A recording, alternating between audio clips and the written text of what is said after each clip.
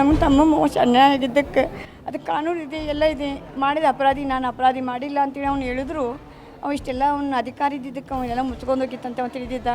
ಅದಕ್ಕೆ ದೇವರ ಇದ್ದಾನೆ. ನಮ್ಮ ತಮ್ಮಗೆ ನ್ಯಾಯ ಸಿಕ್ಕಿದ್ದಕ್ಕೆ ನಾವು ಖುಷಿ ಪಡ್ತೇವೆ. ಯೋಗೇಶ್ ಅವರು ನೆನಪಿಸ್ಕೊಳಕ್ಕೆ ಅವ್ರ ನೆನಪಿನಾಗ ಜೀವನ ಮಾಡತ್ತೇವಿ, ಮುಂದೆ ಕೂಡ ಅವ್ರ ನೆನಪಿನಾಗ ಜೀವನ ಮಾಡ್ತೇವಿ. ಭಾರತದ ಕಾನೂನಿನ ಇತಿಹಾಸದಲ್ಲಿ ಇದೊಂದು ವಿಶೇಷ ಪ್ರಕರಣ. ಧಾರವಾಡ ಜಿಲ್ಲೆಯ ಹೆಬ್ಬಳ್ಳಿ ಜಿಲ್ಲಾ ಪಂಚಾಯಿತಿಯ ಬಿಜೆಪಿ ಸದಸ್ಯರಾಗಿದ್ದ ಯೋಗೀಶ್ ಗೌಡರ್ ಕೊಲೆ ಪ್ರಕರಣದಲ್ಲಿ ಧಾರವಾಡ ವಿಧಾನಸಭಾ ಕ್ಷೇತ್ರದ ಕಾಂಗ್ರೆಸ್ ಶಾಸಕ ವಿನಯ್ ಕುಲಕರ್ಣಿ ಅವರಿಗೆ ಜೀವಾವಧಿ ಶಿಕ್ಷೆ ವಿಧಿಸಲಾಗಿದೆ.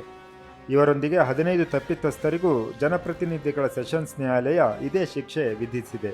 ಶಿಕ್ಷೆಯ ಪ್ರಮಾಣವನ್ನು ಶಾಸಕರು ಸಂಸದರ ವಿರುದ್ಧದ ಕ್ರಿಮಿನಲ್ ಪ್ರಕರಣಗಳ ವಿಚಾರಣೆಯ ನ್ಯಾಯಾಲಯದ ನ್ಯಾಯಾಧೀಶ ಸಂತೋಷ್ ಗಜಾನನ್ ಭಟ್ ಅವರು ಶುಕ್ರವಾರ ಸಂಜೆ ತೆರೆದ ನ್ಯಾಯಾಲಯದಲ್ಲಿ ಪ್ರಕಟಿಸಿದರು.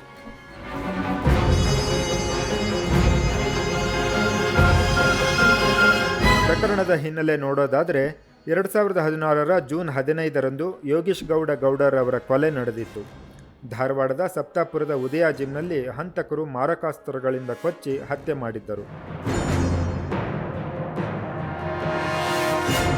ಘಟನಾ ಸ್ಥಳಕ್ಕೆ ಬಂದ ಯೋಗೀಶ್ ಗೌಡ ಅವರ ಪತ್ನಿ ಮಲ್ಲಮ್ಮ ಮತ್ತು ಸಹೋದರ ಗುರುನಾಥ ಗೌಡ ಕುಟುಂಬದವರ ರೋದನೆ ಮುಗಿಲು ಮುಟ್ಟಿತ್ತು. ಪ್ರಕರಣದ ವಿಚಾರಣೆಯನ್ನು ಜಿಲ್ಲಾ ಕೋರ್ಟ್ನಿಂದ ಬೇರೆಡೆ ವರ್ಗಾಯಿಸಬೇಕು ಎಂದು ಕೋರಿ ಮಲ್ಲಮ್ಮ ಗೌಡರ ಹಾಗೂ ಗುರುನಾಥ ಗೌಡರ ಅವರು ಹೈಕೋರ್ಟ್ ಮುಖ್ಯ ನ್ಯಾಯಮೂರ್ತಿಯವರಿಗೆ ಪತ್ರ ಬರೆದಿದ್ದರು.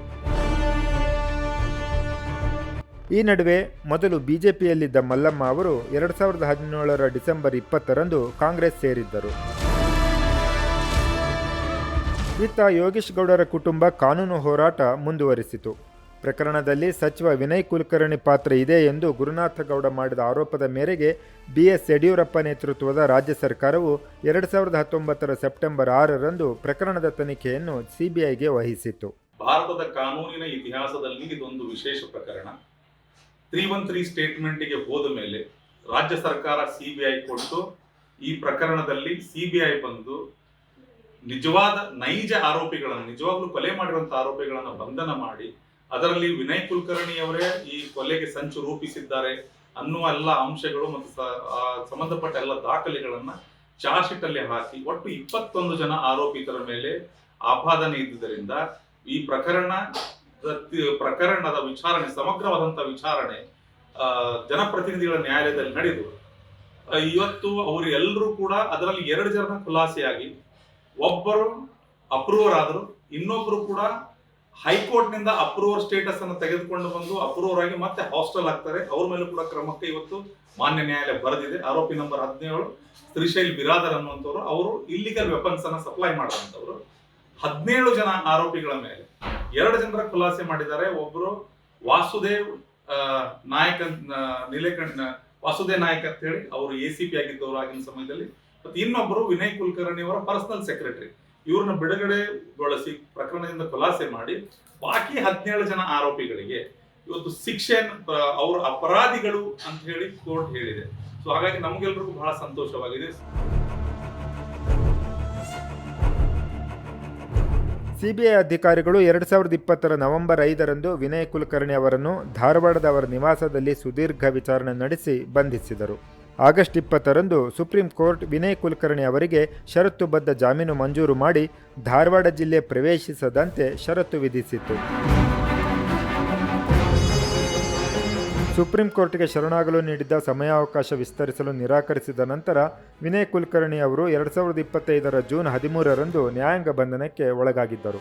CBI ಸಮಗ್ರವಾಗಿ ಸುದೀರ್ಘ ತನಿಖೆ ನಡೆಸಿ ಕೋರ್ಟ್ಗೆ ದೋಷಾರೋಪಣೆ ಪಟ್ಟಿ ಸಲ್ಲಿಸಿತ್ತು. 10 ವರ್ಷಗಳ ಹೋರಾಟ ಇದು ಪ್ರಪ್ರಥಮವಾಗಿ ರಾಜ್ಯ ಸರ್ಕಾರ, ರಾಜ್ಯದ ಪೊಲೀಸ್ ಇಲಾಖೆ ಈ ಪ್ರಕರಣದ ಮೇಲೆ ಚಪ್ಪಡಿ ಕಲ್ಲು ಹಾಕುವಂತ ಕೆಲಸ ಮಾಡಿ ಈ ಒಂದು ಪ್ರಕರಣವನ್ನ, ಈ ಕೊಲೆ ಇದು ರಾಜಕೀಯ ದ್ವೇಷದಿಂದ ಆಗಿದ್ದರೂ ಪೊಲೀಸರು ಇದನ್ನು ಮುಚ್ಚಿ ಹಾಕುವುದಕ್ಕೋಸ್ಕರ ಇದು ಒಂದು ಭೂ ವಿವಾದಕ್ಕೆ ಸಂಬಂಧಪಟ್ಟಂತ ಕೊಲೆ ಅಂತ ಹೇಳಿ ದಾಖಲೆ, ಆರೋಪಿತರು ಯಾರ್ಯಾರು ಇದ್ರು ಅವರೇನು ದಾಖಲೆಯನ್ನು ಸೃಷ್ಟಿ ಮಾಡ್ತಾರೆ ವಿನಯ್ ಕುಲಕರ್ಣಿ ಜೊತೆ ಸೇರಿ. ಅದೇ ದಾಖಲೆಯನ್ನು ಇಟ್ಟುಕೊಂಡು ಇನ್ವೆಸ್ಟಿಗೇಷನ್ ಮಾಡಿ ಈ ಪ್ರಕರಣದನ್ನ ಚಾರ್ಜ್ ಶೀಟ್ ಅನ್ನು ಸಬ್ಮಿಟ್ ಮಾಡಿರ್ತಾರೆ. ಆದರೆ ನಾವು CBI ಈ ಪ್ರಕರಣವನ್ನು ಕೊಡಬೇಕು ಅಂತ ಹೇಳಿ ಆರಂಭದಿಂದ ಮಲ್ಲಮ್ಮ ಗೌಡರ ಜೊತೆಗೆ ನಿಂತು ಹೋರಾಟ ಮಾಡಿದ್ವಿ. ಮಲ್ಲಮ್ಮ ಗೌಡರು ಹಿಂಸರದ ಮೇಲೆ ಗುರುನಾಥ ಗೌಡರು ಹಾಗೂ ಯೋಗೇಶ್ ಗೌಡರ ತಾಯಿ ಶ್ರೀಮತಿ ತುಂಗಮ್ಮ ಅವರು ಅವರು ನಮ್ಮ ಜೊತೆ ಸೇರ್ಕೊಂಡ್ರು. ನಾವು ನ್ಯಾಯಾಲಯದ ಮುಖಾಂತರ ಸಿಬಿಐ ಕೊಡಿಸೋದಕ್ಕೋಸ್ಕರ ಪ್ರಯತ್ನ ಪಟ್ವಿ. ಸಾಕ್ಷ್ಯಗಳ ವಿಚಾರಣೆ ಬಹುತೇಕ ಮುಕ್ತಾಯವಾದ ನಂತರ ಸುಪ್ರೀಂ ಕೋರ್ಟ್ ವಿನಯ್ ಕುಲಕರ್ಣಿ ಅವರಿಗೆ 2026 ಫೆಬ್ರವರಿ 26ರಂದು ಮತ್ತೆ ಜಾಮೀನು ಮಂಜೂರು ಮಾಡಿತ್ತು. ನಂತರ ಜನಪ್ರತಿನಿಧಿಗಳ ವಿಶೇಷ ಸೆಷನ್ಸ್ ನ್ಯಾಯಾಲಯವು ಏಪ್ರಿಲ್ 2ರಂದು ವಿಚಾರಣೆ ಪೂರ್ಣಗೊಳಿಸಿ ಏಪ್ರಿಲ್ 15ರಂದು ಅಪರಾಧಿ ಎಂದು ತೀರ್ಪು ನೀಡಿ 17ರಂದು ಶಿಕ್ಷೆ ಪ್ರಮಾಣ ಪ್ರಕಟಿಸಿದೆ. ಜೀವಾವಧಿ ಶಿಕ್ಷೆಗೆ ಗುರಿಯಾಗಿರುವ ವಿನಯ್ ಕುಲಕರ್ಣಿ ಅವರಿಗೆ ಈಗ ಶಾಸಕ ಸ್ಥಾನದ ಅನರ್ಹತೆ ಭೀತಿ ಎದುರಾಗಿದೆ. ಜನಪ್ರತಿನಿಧಿ ಕನಿಷ್ಠ 2 ವರ್ಷ ಜೈಲು ಶಿಕ್ಷೆಗೆ ಗುರಿಯಾದರೆ ಅವರ ಸದಸ್ಯತ್ವವು ಜನಪ್ರತಿನಿಧಿಗಳ ಕಾಯ್ದೆಯಡಿ ಅನರ್ಹಗೊಳ್ಳುತ್ತದೆ. ವಿನಯ್ ಅವರಿಗೆ ಮೇಲ್ಮನವಿ ಸಲ್ಲಿಸಲು ಅವಕಾಶವಿದ್ದು, ಹೈಕೋರ್ಟ್ ಕೂಡ ಈ ತೀರ್ಪಿಗೆ ತಡೆ ನೀಡದಿದ್ದರೆ ಶಾಸಕ ಸ್ಥಾನದಿಂದಲೂ ಅನರ್ಹರಾಗುತ್ತಾರೆ ವಿನಯ್ ಕುಲಕರ್ಣಿ.